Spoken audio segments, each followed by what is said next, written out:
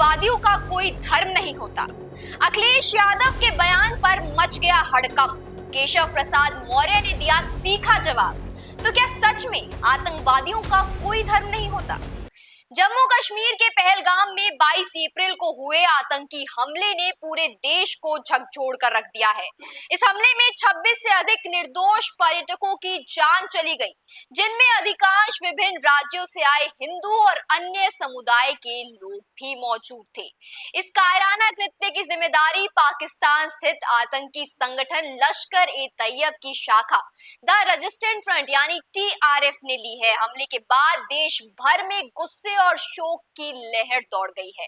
आम जनता से लेकर राजनेता तक आतंकियों के खिलाफ सख्त कार्रवाई की मांग कर रहे हैं। इस बीच आतंकवाद के धर्म को लेकर एक नई राजनीतिक बहस छिड़ गई है, जिसमें समाजवादी पार्टी के मुखिया अखिलेश यादव, उत्तर प्रदेश के उप मुख्यमंत्री केशव प्रसाद मौर्य और बीजेपी नेता नीरज सिंह जैसे प्रमुख चेहरों ने अपनी तीखी प्रतिक्रियाएं दी हैं। सपा प्रमुख और उत्तर प्रदेश के पूर्व मुख्यमंत्री अखिलेश यादव ने पहलगाम हमले पर अपनी प्रतिक्रिया में कहा कि आतंकवादियों का कोई धर्म नहीं होता। उन्होंने इस हमले को देश के लिए गंभीर चुनौती बताते हुए सरकार से सुरक्षा व्यवस्थाओं को मजबूत करने और आतंकवाद के खिलाफ एकजुट होकर कठोर कार्रवाई करने की मांग की। अखिलेश ने यह भी जोड़ा कि इस तरह की घटनाओं पर राजनीति नहीं होनी चाहिए और सभी दलों को मिलकर आतंकवाद के खिलाफ लड़ना चाहिए।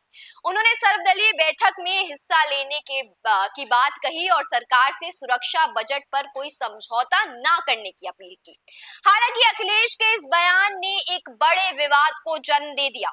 उनके बयान पर हिंदू धर्मगुरुओं और बीजेपी नेताओं ने तीखी प्रतिक्रिया दी। शंकराचार्य, अभिमुक्तेश्वर आनंद सरस्वती ने कहा कि यह हमला धर्म के आधार पर किया गया, क्योंकि आतंकियों ने पीड़ितों से उनका धर्म पूछा और हिंदुओं को निशाना बनाया। कथावाचक देवकी नंदन ठाकुर ने भी कहा कि कुछ लोग कहते हैं कि आतंकवाद का कोई धर्म नहीं होता, लेकिन ये समझ से परे है कि वो ऐसी बातें कैसे कह सकते हैं जब आतंकियों ने धर्म पूछकर गोलियां चलाई।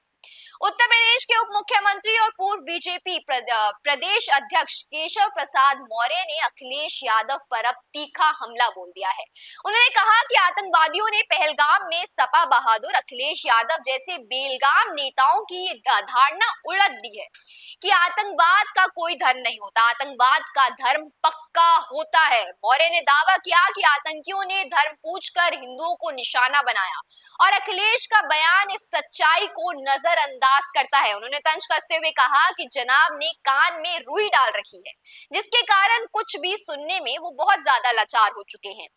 केशव प्रसाद मौर्य ने अखिलेश की राजनीतिक रणनीति पर भी सीधा निशाना साधा। उन्होंने कहा कि सपा का PDA यानी पिछड़ा दलित अल्पसंख्यक नारा हिंदुओं को गुमराह करने की कोशिश है। हिंदुओं का वोट लेने के लिए सपा तरह तरह के हथकंडे अपना रही है, लेकिन पहलगाम की घटना ने उनके इस नारे की हकीकत उजागर कर दी है।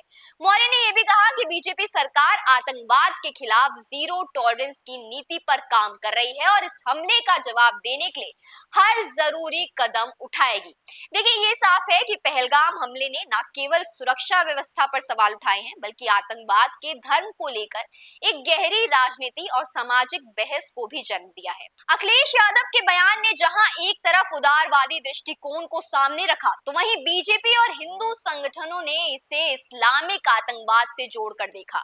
इस बहस ने समाज में ध्रुवीकरण को और बढ़ाने का काम किया है। वहीं अगर बात रक्षा मंत्री राजनाथ सिंह की करें, तो रक्षा मंत्री राजनाथ सिंह ने पहलगाम हमले को कायरतापूर्ण और अमानवीय कृत्य करार देते हुए कहा कि भारत आतंकवाद के खिलाफ जीरो टॉलरेंस की नीति अपनाएगा। उन्होंने आश्वासन दिया कि सरकार न केवल हमलावरों तक पहुंचेगी, बल्कि इस साजिश के पीछे छिपे मास्टरमाइंड को भी बख्शा नहीं जाएगा।